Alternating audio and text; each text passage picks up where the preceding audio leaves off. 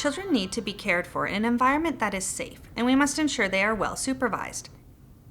Effective supervision is required to assure all children's physical well-being.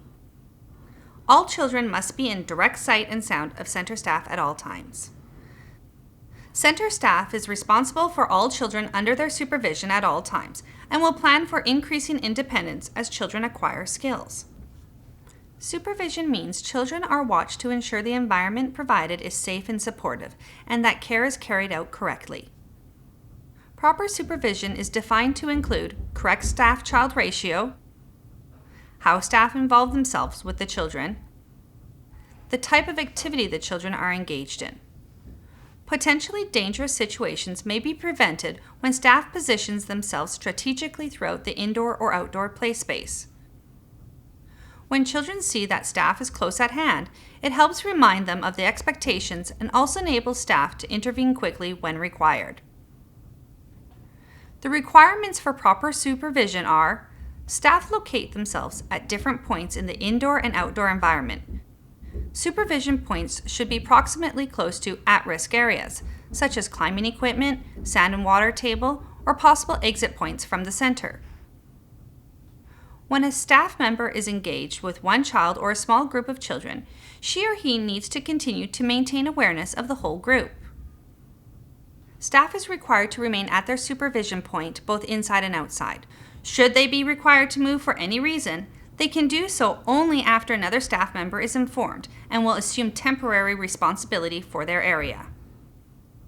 Staff adjust their supervision appropriately to meet the needs of children of different ages and abilities. Staff carefully observe, intervene when needed, and react quickly to help solve issues in a comforting and supportive manner. Staff focus on the children, not on other staff, tasks, or interests. Children's play areas must be organized in such a way that children are directly supervised by staff that are aware of where they are at all times. Staff can observe children over the top of any space dividers, including room furniture. Play spaces are protected from intrusion by others and easy to supervise. Staff are aware that the room layout is planned to enable effective programming and supervision of all children. Supervision is always considered when changes or modifications are made to the room layout. When children are asleep, staff are in the same room with the children and continue to actively supervise. Staff supervise children closely during meal and snack times. Children are never left unattended. During transitions, when children go outside, staff are required to count the children and check attendance before leaving the rooms. When they return, children need to be counted again to ensure no child was left behind, and the roll call is done.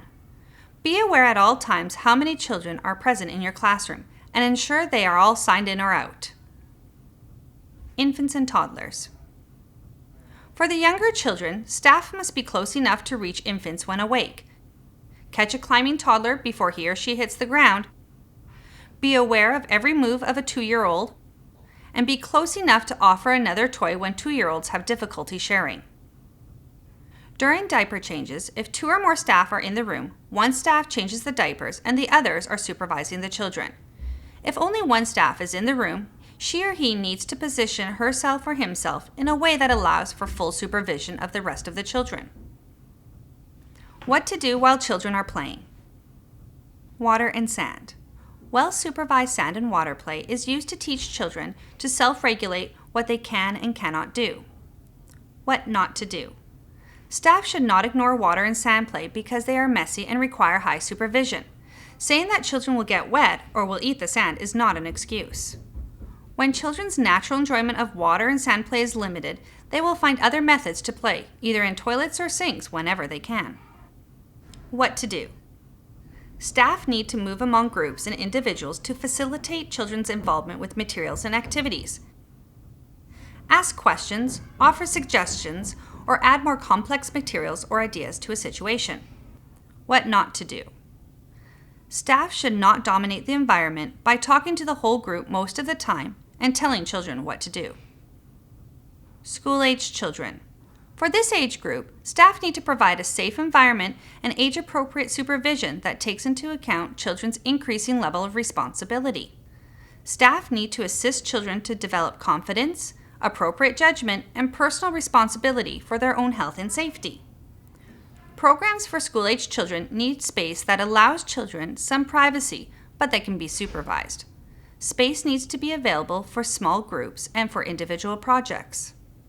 When children arrive or leave the premises, staff need to ensure their arrival and departure times are recorded accurately. During all transitions, including when children leave or return to their rooms, or enter or leave a vehicle, head counts and roll calls must be done.